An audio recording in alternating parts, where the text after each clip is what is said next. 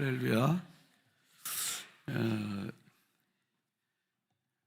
오늘 설교를 못할 줄 알았어요.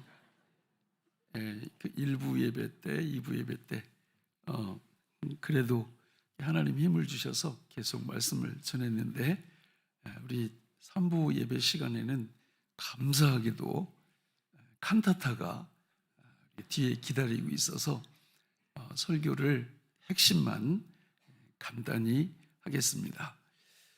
이게 목소리를 잘 관리해야 되는데 이게 마음대로 쉽지가 않네요. 양해해 주시고 잘 말씀을 경청해 주시기 바랍니다. 세상 살면서 중요한 것들이 많이 있죠. 경제도 중요하고 먹는 것도 중요하고 또 건강하게 사는 것도 매우 중요합니다. 그러나 그 밑바탕에는 왜 그런 것들이 그렇게 중요할까요? 바로 죽음 때문에 그렇습니다. 죽음이 없다면 아마 전쟁 안 할 거예요. 죽음이 없다면 우리 싸우지도 않을 거고요.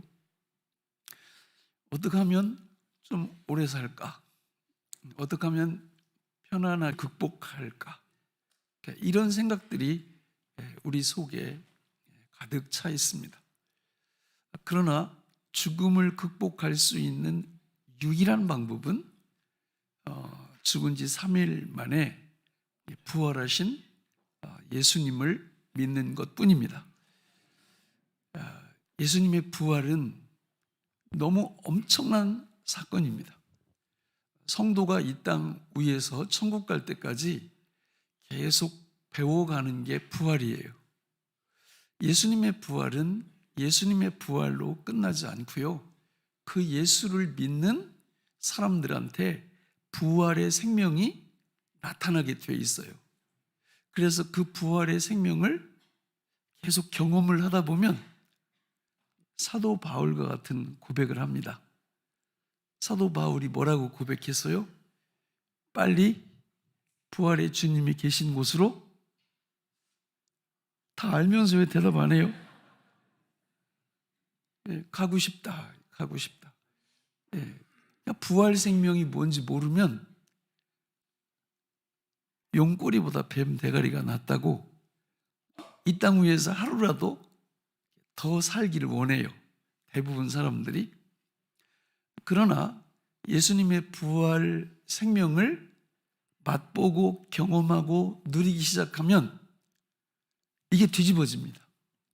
그래서 사도 바울처럼 할 수만 있으면 빨리 주님 나라에 가고 싶다, 이런 고백을 공공연하게 합니다. 단지 내가 이 땅에 머무는 것은 하나님께서 나한테 주신 그 위대한 사명, 그거 감당하려고 여기 머무는 것이다, 이렇게 이야기를 하고요. 나이가 들어갈수록 그거를 굉장히 꺼릴까요?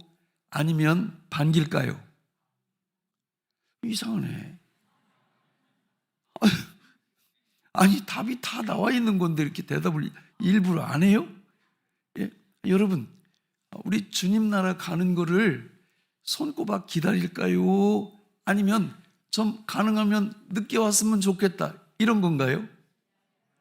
기다리죠.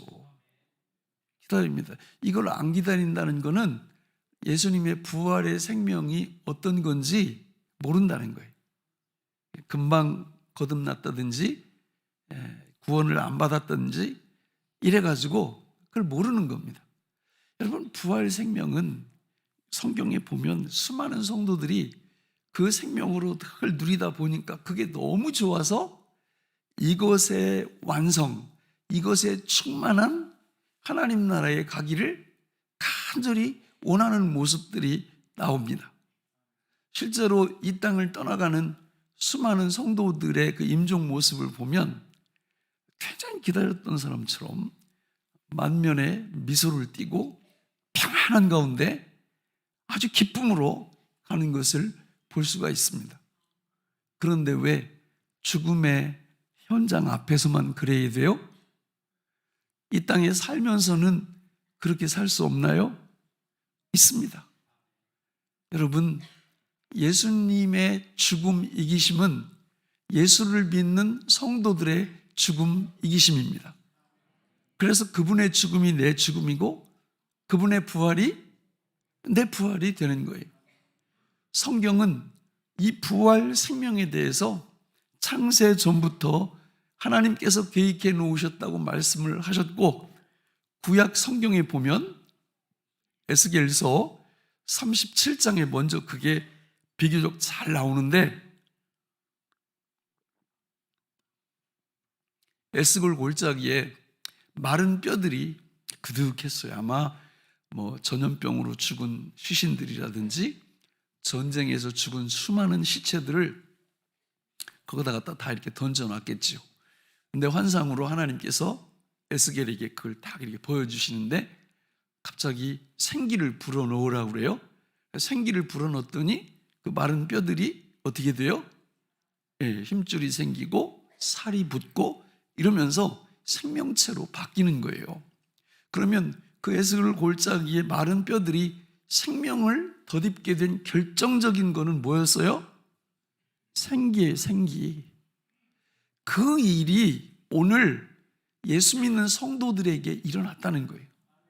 그 생기는 누구십니까? 예수님이시고 그 생기는 성령님이세요. 성령님이 우리 안으로 들어오시면서 고린도 후서 5장 17절에 보면 그런즉 누구든지 그리스도 안에 있으면 새로운 피조물은 부활 생명을 누릴 줄 아는 그런 피조물이 되었다라는 거예요. 그래서 여러분, 이 땅 위에서 살 때 이 예수님의 부활의 생명이 자기에게 실제가 된 사람은 아무것도 두렵지 않아요. 아니, 죽음도 안 두려운데 뭐가 두려워요? 그러니까 예수님의 부활의 생명을 정말 누리는 사람은 이 땅 위에 우리 주님이 딱 뭐라고 말씀하셨어요? 두려워하지 말라. 내가 너와 함께 하니까 어떻게 살아라? 담대하게 살아라요. 담대하게 살아라. 이런 때는 아멘 하는 거예요. 네, 아멘 하는 거예요. 나하고 거리가 좀 있는데요, 믿음이 없다는 거예요. 믿음이 없다는 거예요. 우리 믿음이 충만해지면 이 모든 말씀들이 실제가 돼요. 실제가. 그러니까 죽음도 두려워하지 않는 사람들로 바뀌어버리는 거예요. 그러니 세상이 이런 사람들을 감당하겠어요? 예수님의 부활 생명을 누리기 시작하면 죽음도 두렵지 않기 때문에 이 세상에 죽음이 최고 아니에요. 그걸 이길 수 있다면 뭐가 두렵겠어요? 두려울 게 없는 거예요. 성경에 보면 이제 에스겔 아까 37장 47장에 보면 성전을 환상을 또 보여주시죠. 성전 문지방으로부터 생명수의 강이 막 흘러나와서 발목, 무릎, 허리, 어깨 헤엄칠 정도로, 그래가지고 그 생명수의 강이 동서사방으로 퍼져나가면서 메마른 땅을 적시면서 다 생명의 옥토로 다 바꿔놔버려요. 그런데 성경에 보니까 성전이 누구예요? 바로 예수님이 성전이에요. 그러니까 예수님으로부터 그 생명수의 강이 흘러나와서 오늘 이 21세기 이 예배당에 앉아서 예배드리는 저와 여러분들이 이 생명수의 혜택을 입은 사람들이 되었다, 그 말입니다. 거기서 멈추는 게 아니라 그 예수를 믿게 될 때 그 예수를 믿는 저와 여러분들도 성전이 된다고 고린도전서 3장 16절에서 말씀하고 있죠. 너희는 너희가 하나님의 성전인 것과 하나님의 성령이 너희 안에 거하신다. 그러면 우리도 성전이 되었기 때문에 우리로부터도 뭐가 흘러나가게 돼 있어요? 생수, 생명수의 강이 흘러나가요. 내 의지와 상관없이. 그래서 어느 날 보면 사람들이 갑자기 와가지고 당신 삶을 보니까 우리하고 좀 다른데 나하고? 비결이 뭐야? 이렇게 물어보기도 하고 또 우리가 나가서 복음을 전하기도 하고 이러면서 생명수의 강을 이 땅 위에 계속 흘려보내는 역사가 일어난다는 거예요. 예수님이 이 땅에 뭐하러 오셨습니까? 생명 주려고 오셨어요. 예수님이 이 땅에 오셔서 하신 일은 다 생명의 일이에요. 복음을 전하고 말씀을 가르치고 병자를 고치고 이거 다 생명과 관련이 있는 거예요. 마가복음 5장에 보면 회당장 야이로의 딸이 죽었어요. 예수님이 딱 가보니까 죽어가지고 막 호상꾼들, 그 곡하는 사람들이 막 울고 있는데 예수님이 그러셨어요. 잔다. 죽은 게 아니라 자는 거야. 그랬더니 이 호상꾼들이 막 비웃어요. 죽었는데 헛소리 한다고. 근데 들어가서 예수님이 소녀야 일어나라. 달리다 꿈. 그러니까 이 시체가 일어나는 거예요. 할렐루야. 누가복음 7장도 나인성 과부의 아들이 이번에는 죽어서 장사 지내러 가는 도중에 예수님을 만나요. 그러니까 예수님이 딱 세워놓고 청년아 일어나라. 그랬더니 그 시체가 또 일어나는 거예요. 여러분, 예수님이 이 땅에 오셨을 때 나사로가 나인성 과부의 아들이 죽고 또 회당장 야이로의 딸이 죽었을 때 그 딱 두 사람만 죽었을까요? 아니면 다른 곳에서도 많이 계속 죽었을까요? 많이 죽었죠. 근데 누구만 살아요? 예수님 만난 사람만 사는 거예요. 오늘 저와 여러분들이 왜 복돼요? 우리는 누구 만난 사람들이에요? 예수님 만난 사람들이에요. 아마 이 나인성 과부는요, 독자잖아, 독자. 얘 장사 치르고 아마 나도 죽어버려야지 이랬을 가능성이 굉장히 많아요. 그렇잖아요. 그 아들 하나, 독자 남편도 없고 그거 키우다가 그 청년이 죽으니 무슨 소망이 있겠어. 그래서 그런 생각으로 장례 치르러 가는데 예수님 만나서 완전히 역전돼 버린 거죠. 요한복음 11장에 보면 이번에는 죽은 지 4일이나 지난, 그래서 무덤 속에 있던 나사로한테 예수님이 뭐라고 말씀하시냐면 똑같아요. 나사로야 나오너라. 나사로야 일어나라.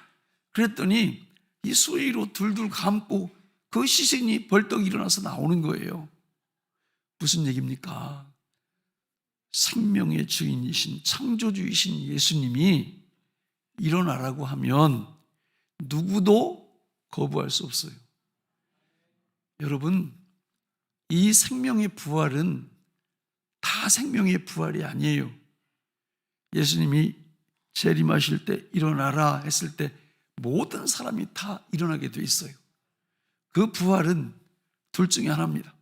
하나는 생명의 부활, 하나는 심판의 부활이에요. 저는 이 땅 위에 이 21세기에 함께 이 공간에서 예배하는 저와 여러분들은 한 분도 빠짐없이 생명의 부활에 동참하시기를 간절히 바랍니다. 마태복음 27장 50절 53절에 보면 놀라운 사건이 또 일어나는데 우리 같이 한번 읽어볼까요? 시작. 예수께서 다시 크게 소리지러 영원히 떠나시니라. 이에 성소 휘장이 위로부터 아래까지 찢어져 둘이 되고 땅이 진동하며 바위가 터지고 무덤들이 열리며 자던 성도의 몸이 많이 일어나되 예수의 부활 후에 그들이 무덤에서 나와서 거룩한 성에 들어가 많은 사람에게 보이니라. 아멘. 예수님이 딱 죽으시자, 십자가에서 못 박혀 죽으시자 무덤이 엄청 많이 열렸다고 기록을 하고 있고, 예수님이 3일 만에 부활하시자 그 열렸던 무덤의 주인공들이 다 자기 가족에게로 돌아갔다, 이렇게 말씀합니다. 여러분, 우리 집 안에 저런 일이 일어났다면 어떻게 하시겠어요? 지금 우리 어머니 돌아가신 지가 지금 한 3년 가까이 됐는데 오신 거예요, 우리 집으로. 일단 기절해야지. 제정신으로 그걸 이렇게 맞이하겠어요. 일단 기절하고 그 다음에 깨어나면 자초지종을 여쭤봐야지. 이거는 우리 주님 재림에 오실 때를 미리 보여주는 거예요. 얼마나 놀라운 일이 벌어질지 기대가 됩니다. 기대가. 우리 주님은 이 땅 위에 그렇게 어떤 죽음이든지 다 극복을 하세요. 그리고 클라이막스, 최종적으로 당신이 죽음 속으로 들어가셔서 그 죽음을 이기시고 살아나오신 줄로 믿습니다. 호랑이 잡으러 호랑이 굴로 들어갔는데 호랑이만 나오면 어떻게 된 거예요? 아니, 호랑이 밥 된 거지. 그러니까 예수님도 마찬가지예요. 죽음 속으로 들어갔는데 못 나오시면 죽음의 밥이 된 거예요. 우리 모두가 그 길을 걸어가고 있는 거예요, 지금. 그런데 예외가 발생했는데 바로 우리 예수님께서 죽음 안으로 들어가셔서 죽음을 죽이시고 사망 안으로 들어가셔서 사망을 사망시키시고 3일 만에 부활하신 줄로 믿습니다. 이 예수님의 부활은 부활로 끝나는 게 아니라 그 부활을 믿는 저와 여러분들에게 이 땅 위에서 부활의 생명으로 살아갈 수 있는 축복과 특권을 주시는 줄로 믿습니다. 어떻게 할 때 그 부활 생명이 우리 삶 속에서 나타날까요? 세 가지입니다. 첫째는 갈라디아서 2장 20절 다 같이 읽을까요?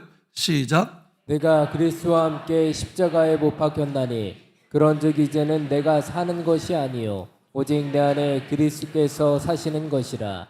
이제 내가 육체 가운데 사는 것은 나를 사랑하사 나를 위하여 자기 자신을 버리신 하나님의 아들을 믿는 믿음 안에서 사는 것이라. 아멘.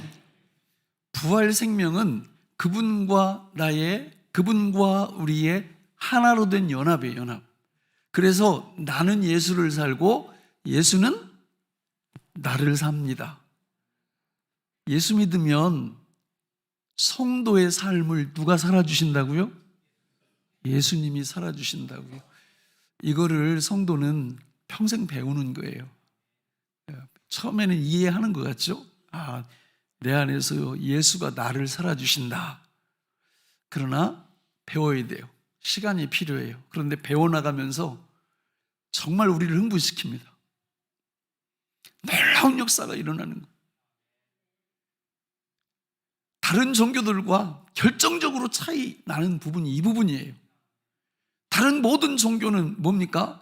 종교 창시자의 교훈을 보고 내가 그대로 배워서 그대로 순종하면서, 이게 세상 종교의 획일적인 틀이에요. 그러나 기독교는 그게 아니에요. 우리가 예수님을 믿게 될 때 그 예수가 우리 안에서 나를 살아주시고 나를 살아내십니다.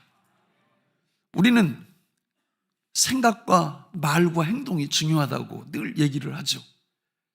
복음을 모르면 그렇지, 생각 잘해야지, 말 잘해야지, 행동 잘해야지, 이 수준에서 머물러요.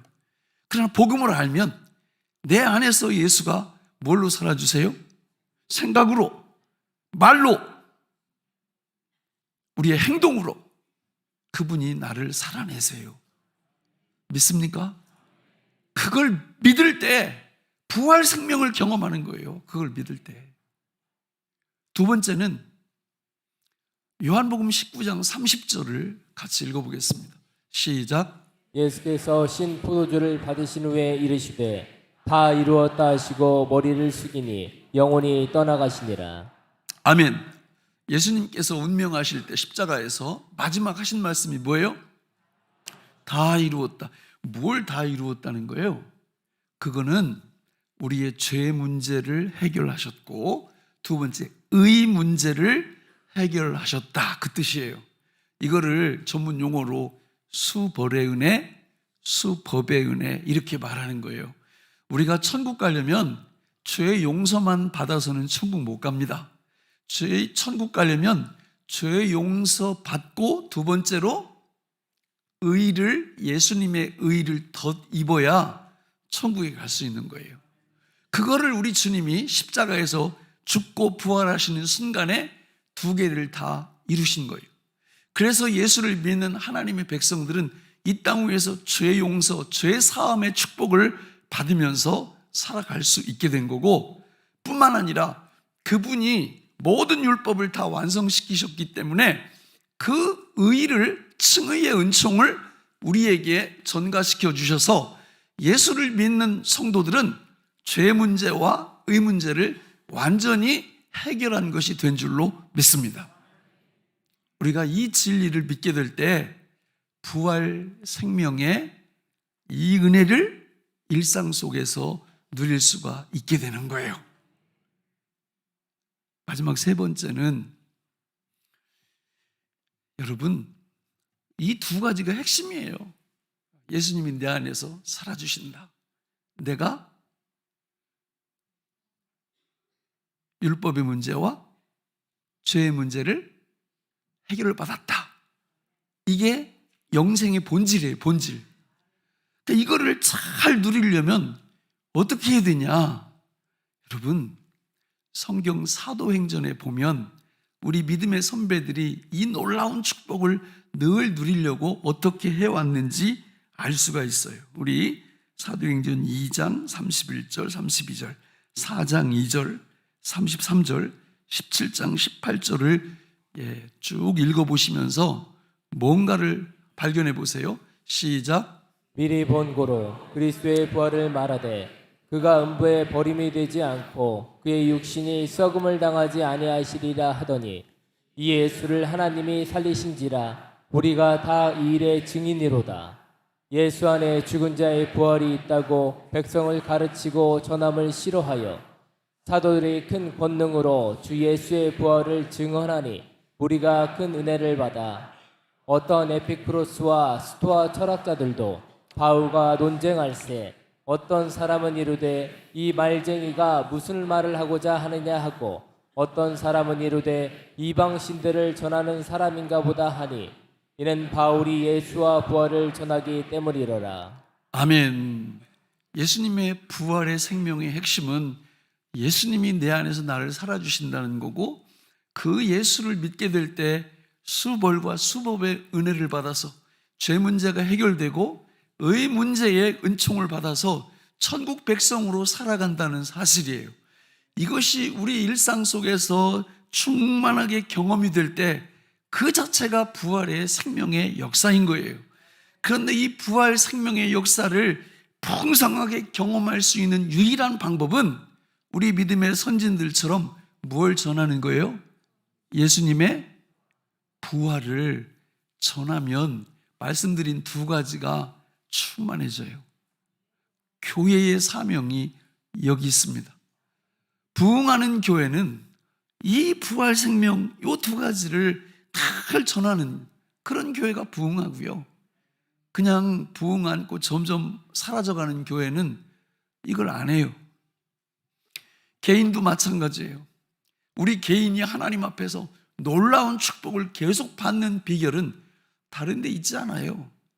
부활하신 예수님을 계속 전하는 개인은 세월이 갈수록 그 가문도 일어날 거고 하나님이 계속 축복하십니다. 그러나 부활 생명을 전하지 않는 삶을 산다면 그냥 당장 예수님의 부활의 생명이 내 안에서 경험되지를 않아요. 결국은 보면 그냥 그 당대에 끝나버리고 말죠. 자식들도 부모를 이렇게 볼 때, 야, 우리 부모님들은 정말 예수님 부활의 생명으로 너무 멋진 삶을 이런 거를 볼 수가 없어요. 말씀을 맺겠습니다. 에스겔서 37장, 에스겔서 47장에 보면 마른 뼈가 살아나고 생명 강수가 이 땅 위에 풍성히 임하는 데 있어서 하나님은 먼저 구원받은 저와 여러분들을 사용하시는 줄로 믿습니다. 이 놀라운 축복이 우리 모두에게 임하기를 주님의 이름으로 축원합니다. 기도합니다. 하나님 아버지, 오늘 우리에게 주신 이 말씀이 생명의 양식이 되게 하여 주옵소서. 예수님의 이름으로 기도하옵나이다. 아멘.